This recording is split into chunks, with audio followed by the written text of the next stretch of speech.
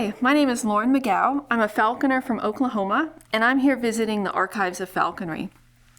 It means a lot to me to connect with the history of our shared sport, and one person that was very influential to me when I began falconry was Frances Hamerstrom. So I came here to look at some of her books and objects. And Frances Hamerstrom, she was an amazing woman.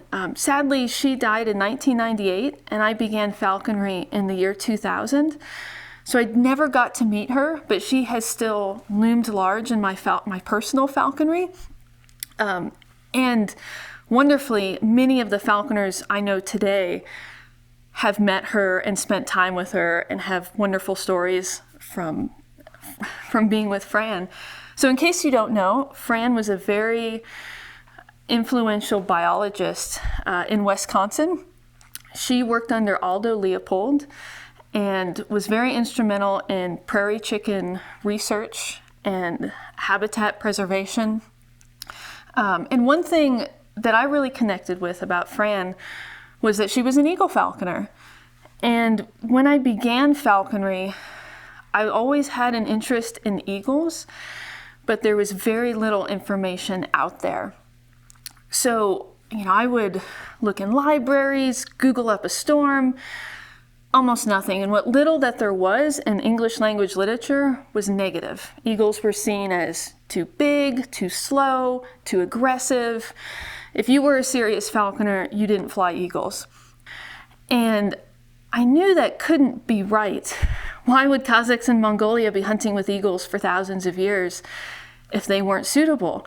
And so Fran was this kind of shining beacon in all that negativity, where she flew and hunted with eagles in the 1960s and 70s as a woman.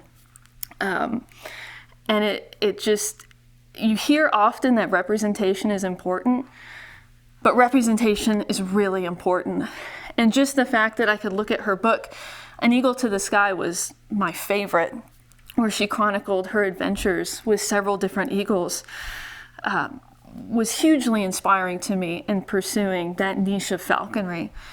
So these photos in particular, so of course time and again I heard, eagles are too aggressive, and if they catch something, you better look out. But here's Fran hunting hares with her eagle, and it shows how she makes in, how she trades off, picks the bird up. It all looks like a relationship. I used to spend a lot of time poring over those pictures and her words in there about eagles. She has a chapter where she talks about flying a kestrel off of a pony and says it's not quite an eagle off horseback, but it was her first start in that direction. And that was always quite cool to see. So even this photo, I remember looking at this, a woman in the snow with a mantling eagle, clearly out there to do something. It wasn't a pet, it wasn't for show, it was for the prowess of the eagle and giving it a chance to hunt and be an eagle. I also really enjoyed this book she wrote called Is She Coming Too? Memoirs of a Lady Hunter. So even though I began falconry in 2000, which isn't that long ago, there were still far fewer, in my perception, women falconers than there are today. And it's been really cool to see the surge in diversity among falconers in the United States.